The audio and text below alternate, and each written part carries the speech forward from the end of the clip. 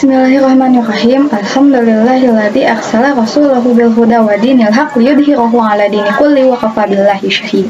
Asyhadu an la ilaha illallah wa asyhadu anna Muhammadan abduhu wa rasuluh alladzi la nabiyya ba'da amma. Hai teman-teman, apa kabar? Alhamdulillah kalau baik-baik aja. Semoga kita selalu dalam lindungan Allah Subhanahu wa taala, selalu diberikan kesehatan, kebaikan, kelancaran dalam segala urusannya ya. Amin. Perkenalkan, nama saya Nidah Hanifa. Saya selaku perwakilan dari kelompok 1 dan juga sederet para presentasi yang akan mempresentasikan tentang objek, karakteristik dan juga nilai dalam sains. Ke materi pertama tentang pengertian ilmu alamiah dasar atau ilmu pengetahuan alam. Ilmu pengetahuan alam atau natural science merupakan pengetahuan yang menjelaskan tentang gejala-gejala alam semesta atau juga fenomena termasuk di muka bumi ini sehingga terbentuk sebuah konsep dan juga prinsip. Ilmu ini diperoleh dengan mengumpulkan data melalui eksperimen, pengamatan, dan penalaran untuk mendapatkan sebuah penjelasan yang andal tentang suatu fenomena.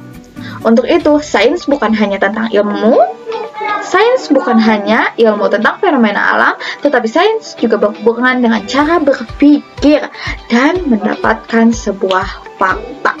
Seperti itu. Semisal kayak, bagaimana sih manusia bisa makan? Kenapa manusia harus makan? Kenapa? Bagaimana cara memperoleh makanan? Bagaimana cara memperoleh makanan?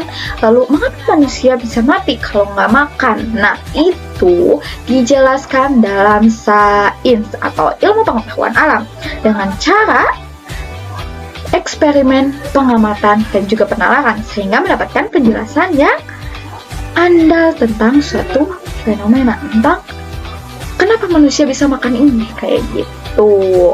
Selanjutnya yaitu tujuan mempelajari ilmu alamiah dasar.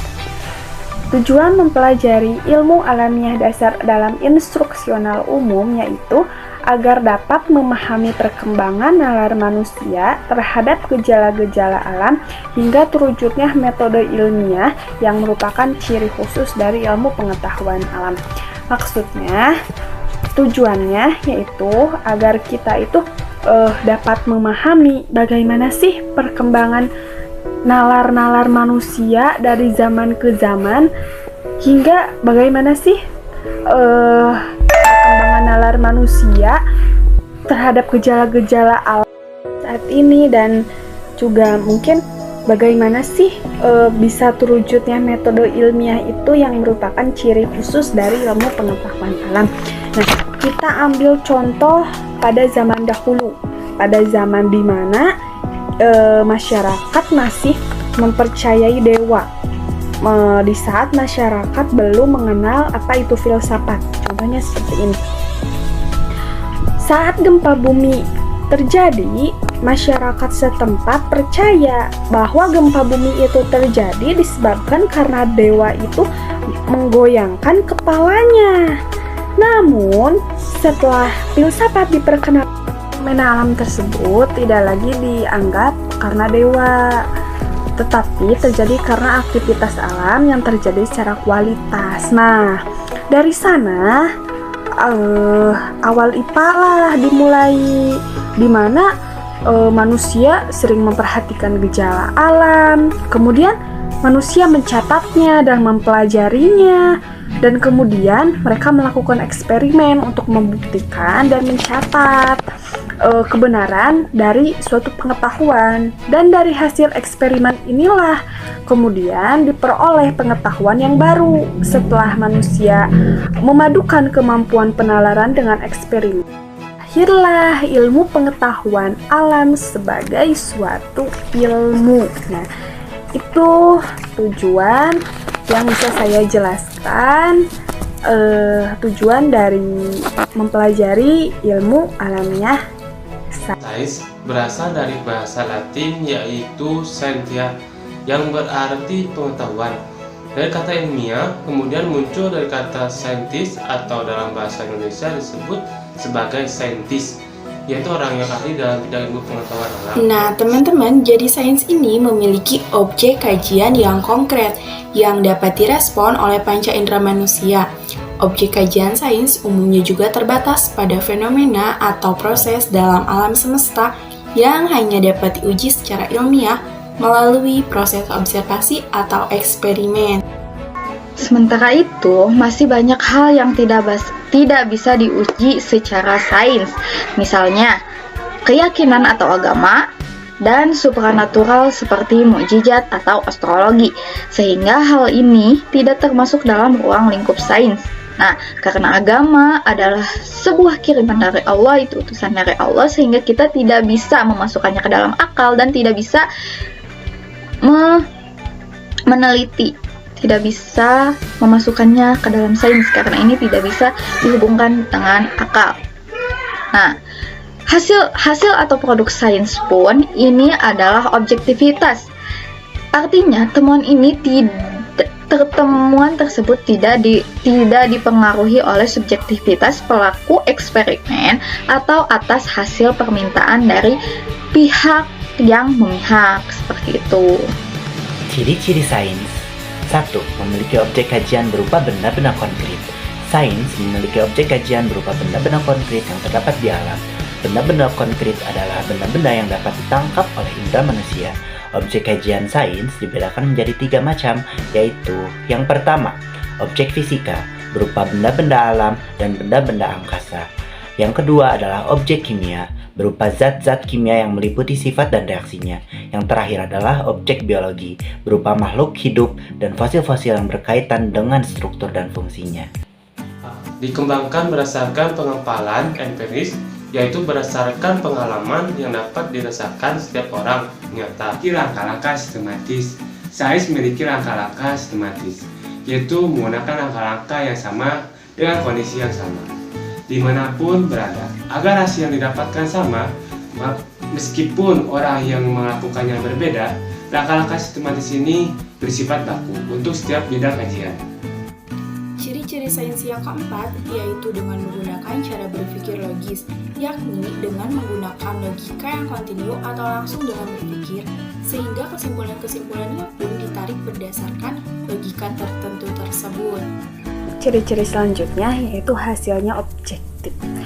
Objektif sains memiliki hasil yang objektif atau apa adanya, terhindar dari kepentingan pelaku subjektif.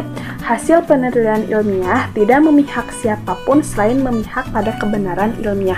Maksudnya, objektif di sini artinya apa adanya, real, nyata, tidak diada-adakan. Contohnya seperti ini. Telah terjadi bencana alam gunung meletus yang mengakibatkan beberapa warga meninggal dunia. Warga yang meninggal dunia banyak 10 orang. Nah, itu kan real, nyata. Tidak usah misalkan yang tadinya 10 orang ditambah jadi 15 orang informasi tersebut. Nah, kalau misalkan ditambah jadi 15 orang berarti informasi tersebut tidak real, tidak nyata, tidak fakta. Tapi yang real itu kan 10 orang. Itu yang fakta. Jadi objektif itu artinya itu fakta. Apa sih? Apa adanya, tidak diada-adakan. Ada 5 karakteristik sains meliputi rasional, objektif, empiris, dan akumulatif. Rasional artinya bahwa sains merupakan hasil kegiatan berpikir secara logis dengan menggunakan nalar atau rasio. Objektif, sains merupakan kebenaran apa adanya karena didasarkan atas data-data dan tanpa pengaruh pendapat atau pandangan pribadi. Empiris, sains dapat dibuktikan dengan pengamatan, penelitian, ataupun dengan eksperimen.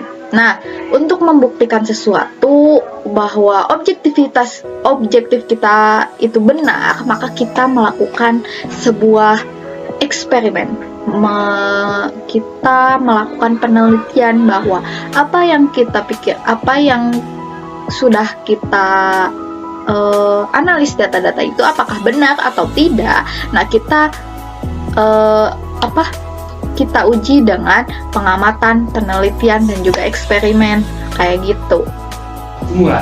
Akumulatif sains dapat dibentuk berdasarkan teori lama yang disempurnakan, ditambah lagi atau diperbaiki sehingga makin sempurna. Netral. Sains ini juga wajib bersikap netral dan tidak politis. Sains harus dapat menunjukkan bahwa segala yang digagas olehnya adalah netral dan murni ilmu pengetahuan. Perlu diketahui juga bahwa sains ini bukanlah sebuah keilmuan yang dapat dijadikan propaganda politis bagi siapapun. Justru, sikap netral ini dibutuhkan supaya kesimpulan yang digagas pada saat penelitian tidak bersifat bias dan tidak condong memihak pada satu sisi saja. Kesimpulan, sains menghasilkan hukum-hukum yang berlaku umum dimanapun diberlakukan. Misalnya, jika mengawinkan secara langsung tumbuhan A dan B, dimanapun hasilnya akan mengikuti hukum-hukum persilangan yang dibuat oleh Gregor Mendel.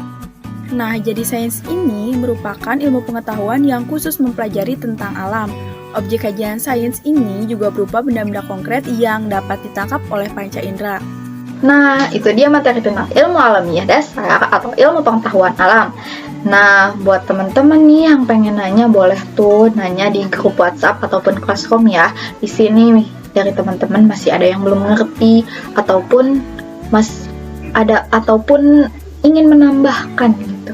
Kalian boleh banget nanya di grup WhatsApp ataupun Classroom ya.